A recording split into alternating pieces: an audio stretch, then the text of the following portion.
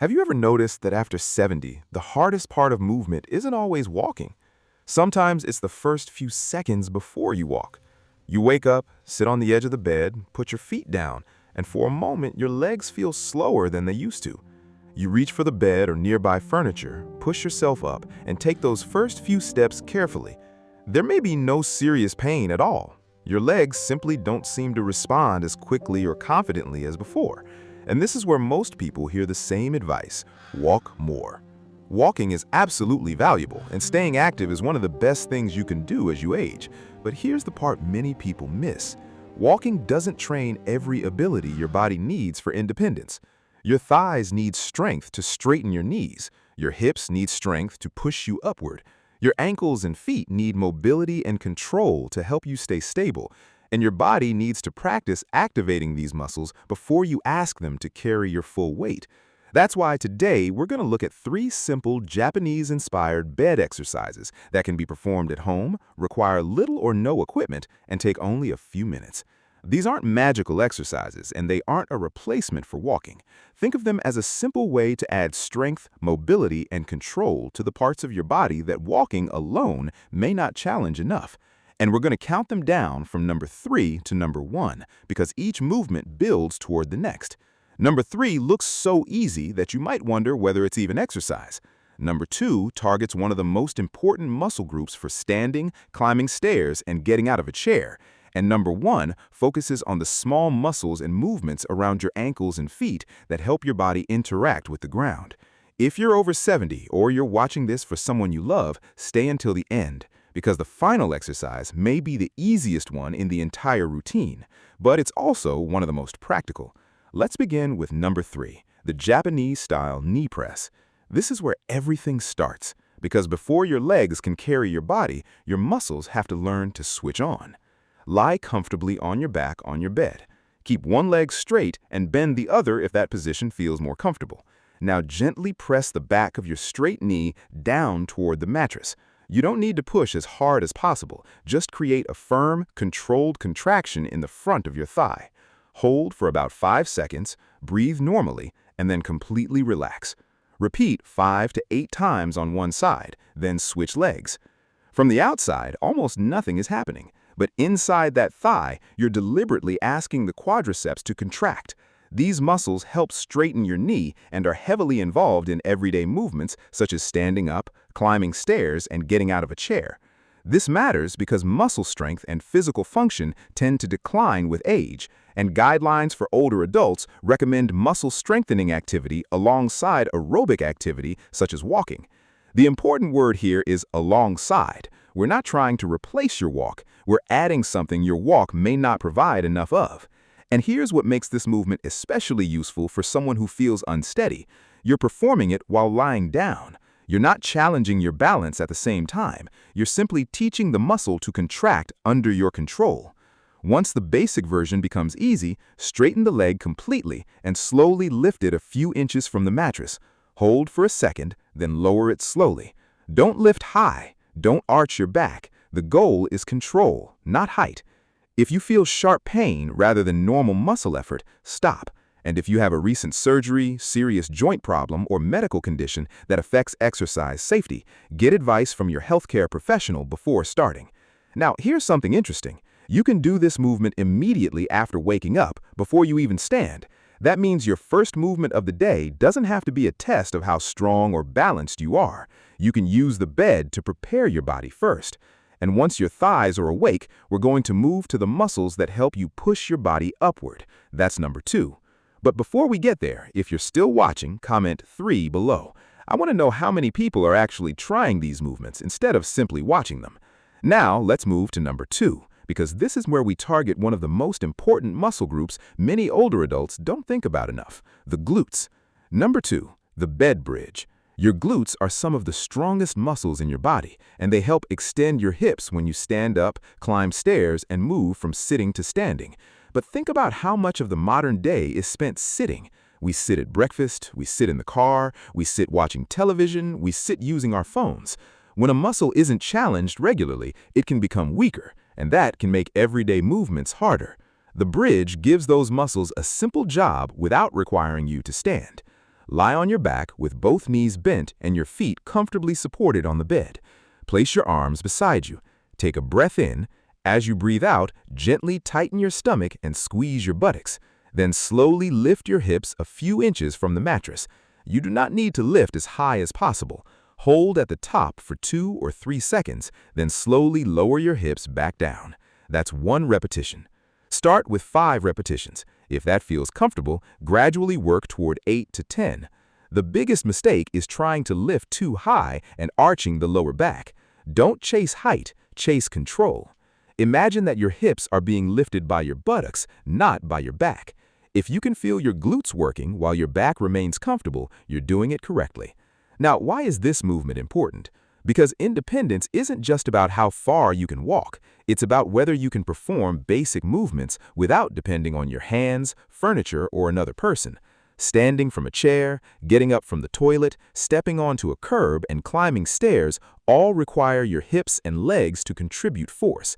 Research on exercise in older adults consistently supports combining strength, balance, and aerobic activity, rather than relying on only one type of movement. So think of this bridge as one piece of a bigger system. And here's where it gets interesting. After practicing the knee press and the bridge, you're training 2 very different parts of the movement chain. Your thighs learn to activate.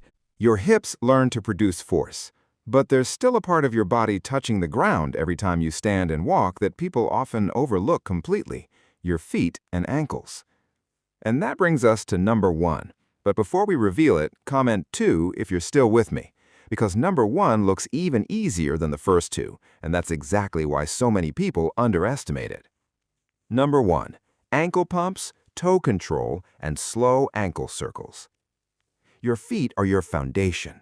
Every time you stand, walk, turn, or step over an object, information from your feet and ankles contributes to how your nervous system understands your position and movement. Balance isn't controlled by one body part. It depends on multiple systems working together, including vision, the inner ear, muscles, joints, and sensory information from your feet. That's why we're going to train the ankles without even getting out of bed. Lie comfortably on your back. Straighten your legs if that feels comfortable. Now slowly point both toes away from you. Hold for a moment, then pull your toes back toward your face. Don't rush. Point, pull back. Point, pull back. Perform 10 to 15 slow repetitions. Next, make small circles with one ankle. 5 circles in one direction, then 5 in the other. Switch sides. Keep the movement comfortable and controlled. Now, bend your knees slightly and place your feet comfortably on the mattress. Gently spread and relax your toes. Then, lightly press them into the mattress for about 3 seconds before releasing. Again, you aren't trying to crush the mattress. You're simply making your feet participate. This is a tiny movement, but it helps you pay attention to a part of your body that spends most of the day hidden inside shoes. And there's another reason ankle movement is useful. Your ankle joints need regular movement, especially after long periods of sitting or lying down. Gentle movement can help maintain range of motion and prepare your legs for activity. But don't mistake normal exercise advice for medical treatment. If you suddenly develop swelling, redness, unusual warmth, severe pain, or a major difference between one leg and the other, that needs medical attention rather than an exercise video. Now, let's put the 3 movements together. In the morning, before you stand, start with 10 to 15 ankle pumps and a few slow ankle circles. Then perform 5 to 8 knee presses on each leg, holding each contraction for around 5 seconds. If the bridge is comfortable for you, perform 5 to 10 slow bridges, holding the top for 2 or 3 seconds, then sit on the edge of the bed for a moment before standing. Put both feet firmly on the floor, take a breath, stand slowly, and notice the difference between rushing out of bed and deliberately preparing your body first. The entire routine can take only a few minutes, but the purpose isn't to make those few minutes feel like a hard workout. The purpose is to create a habit that you can actually repeat. And this is where the title of this video needs some context. Are these 3 exercises literally better than walking? No exercise should be described that way for everyone. Walking is excellent for cardiovascular health, general activity, and maintaining mobility. But if your only exercise is walking, you may not be challenging your muscles, balance, and movement control in all the ways your body needs as you get older. That's why the better message is not stop walking, it's don't only walk. Keep your walks if they're safe for you, add strength work, add balance work, move your joints, practice controlled movements, and start at a level that matches your ability. If you've been inactive for a long time, you don't need to suddenly become an athlete. Your first goal might simply be to move your ankles every morning, then activate your thighs, then strengthen your hips, then gradually increase your walking. Small improvements can become meaningful when they are repeated consistently. And there's one final thing I want you to remember. After 70, exercise isn't about proving how tough you are, it's about protecting your independence.